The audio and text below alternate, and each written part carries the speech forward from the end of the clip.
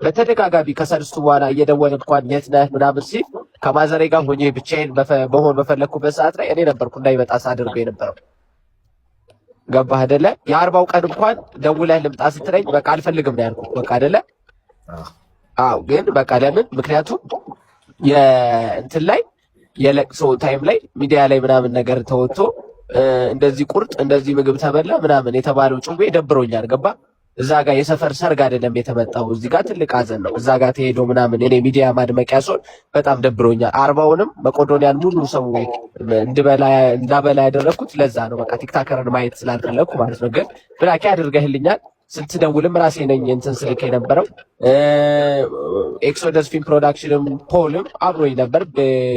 እና ደግሞ ትላንትና እንትና ገስት ላይ አልገባም እንጂ ቴዲኤፊ እሱን ላይቭ ላይ ስገባ በስነ ስርዓት ስለሱ ማውራት ፈልጋለሁ። እና በሁላችሁም በዙሪያችሁ ያሉ ጓደኞች ሀዘን ሲመጣ እስር ሲመጣ እና በሽታ መጥቶ ሆስፒታል ስትገቡ በዙሪያው ሁሉ ሆይ ሆይ የሚለው የለም። ጭራሽ የሆኑ ጀለሶችማ ጋይሶች በሀዘኔ ተጠቅመው እንድጠፋ ነበር የተፈለገው።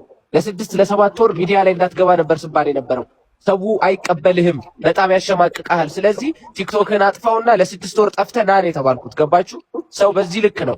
እና ጭራሽ ጠፍቷል ብለው ራሱ እኔን ከሰው ጋር ለማጣራት ሲሞክሩ የነበሩ። እኔ ሚዲያ ላይ አላወራም፣ ባወራ ግን እያንዳንዱን ሰባብሬ ነበረ ማስቀምጠውና ጋይስ አንዳንዴ አዋዋላችን ነው። በቃ ምንም ቢሆን ከህፃን ጋር መሆን የለባችሁም። በቃ ልጅ ምንጊዜም ልጅ ነው። ያልበሰለ ሰው ነው፣ ሲበስል ነው የሚቆጨው። እና አንዳንዴ አዋዋላችሁን ቀይሩ፣ ተለቅ ካለ ሰው ጋር ሆኑ። እኔ አሁን በቃ አዲስ ጓደኛ ይዤ ሌላ ጀማ ውስጥ ብገባ ደስ ይለኛል። ማለት አሁን እነሱ ጓደኞቼ ናቸው፣ ሁሉ የምታያቸው እንዳለ ነብላኪም ነፒዶ ምናምን። ግን እኔ በነ ፒዶ በጣም ተምሬ ነበረ። ግን ደግሞ የሆኑ ያልተማርኩትን ነገር ደግሞ በአያቴ ነገር ደግሞ አየሁትና ቲክቶክ ላይ ያለው ላይፍ እንዳለ ዋቴ ነው። ሰው ጋይስ አይነፋም። በቃ አብሶ ቤተሰባችሁን ግን ሪስፔክት አድርጉ እግዚአብሔርን። እስካሁን ድረስ አሁን ዛሬ ጠዋት በዚህ ሰዓት ድሮ ማማ ነበረች እየደወለች ተነሳ እንዴት አደርክ ምናምን ነገር የምትለኝ። አሁን እሷ ግን ስጠፋ የእሷ ቤተሰቦች ናቸው ከሽሬ ድረስ እየደወሉ እሷ እንትን ያለችውን ነገር ለማስቀጠል የሚደውሉልኝ እነሱ ብቻ ናቸው። ሌላው የምታዩት ጀለስ ግን ከአንዳንዶቹ ውጪ ከሰልስት በኋላ ማንም የለም። አንድ ቀን የመጀመሪያ ቀን ቀብሮም የጠፋም አለ ምናምን። የኔ የምላቸው ስንት ነገር ያደረግኩላቸው ከ500,000 ብር በላይ አብሬ ያወጣው ምናምን በቃ ብሬን በሙሉ አብረን የጨረስን እየጨፈርን ምናምን። ግን በቃ የተረዳሁት ነገር የለቅሶ ቀን እስጢፋኖስ ፓርቲ አዘጋጅቶ ቢሆን ኖሮ ለ5 ቀን የሚቀርሱ አልነበረም። ገባችሁ? አብሮ እስከ 5 ቀን ድረስ ሳይወጣ እስከ ጥግ ነበር የሚዝናኑት። ግን አንዳንዴ ክፉ ነገር መጥፎ ነገር የሰዎችን ማሳየው ነውና እኔ በጣም ነው የተማርኩበት ጋይሶች። ገና ወደፊት ያበደ ስራም ጨርሰናል። ዱባይ ላይ ምን ላይም ከብዙ አርቲስት ጋር ኮላብ እያደረኩ ነው። ቲክቶከሩ እየናቀን ከባባዶቹ አርቲስቶች አክብረውን አዳዲስ ነገሮች አሁን ጨርሰናል ማለት ነው። እመጣላችኋለሁ። እወዳችኋለሁ። ይመቻችሁ። ግግም አስወራኝ አይደለ? ይመራታል። እኔ አሁን ለኖርማል እኔ ያለው ነገር ነው ስለፈለኩና እንዴት ነው ማድረግ ያለብኝ አላደረኩም ምናምን ብዬ ራሴ ዶክሱ ነው። ምንም መውቀስ አይደለም። በቃ የውጭውን ሆይሆይታ ተወና ደውለሃል። እየደወልክ ላግኝ ስትለኝ ምን ስል ነበር? ኖ ማዘሬ ከውጭ መጣ በአንድ ሳምንቱ ነው። አንድ ሳምንት እንደቆየች ነው አያቴ እንትን ያለችው እና የነበራትን 1 ወር ከእሷ ጋር ነበር ሳሳልፍ የነበረው። ሌላ ሰው ማግኘት ምናምን ነገር አልፈለኩም እና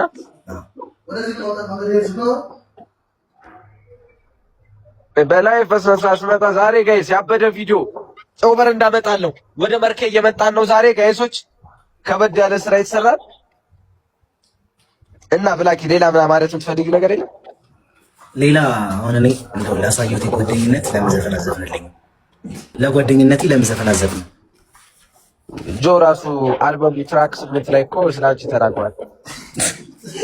ምን አለ ምን አለ ፍቶቹ አልበም አውጪ ብየዋለሁ። እና ቆጆ ግን ስለ ጓደኝነት መናገር አለብህ ብየዋለሁ።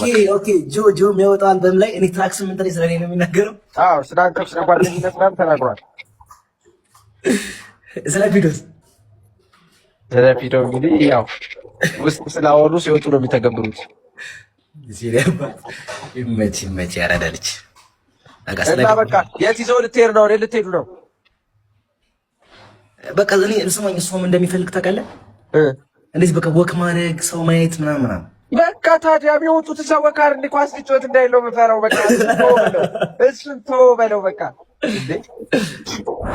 ምን ታደርግለታለህ መሰለህ? ያው ነገ ቀረጻ ከጨረስን ምናምን ዛሬ ቀረጻ ከጨረስኩ በኋላ ዝም ብሎ ወደ ደብረ ዘይት ቢሽ ዳርጋ ምናምን ነገር ከሆኑ ጀማ ጋር በቃ ቆንጆ ቆንጆ ጀሞችን አምጥተህለት ምናምን ነገር በቃ ፏ ማለት ነው። ማርያምን ኬፍ በለሽ ቪዲዮ አፈራ። አይ በድምጽ ብቻ አድርገው፣ በድምጽ ብቻ አድርገው።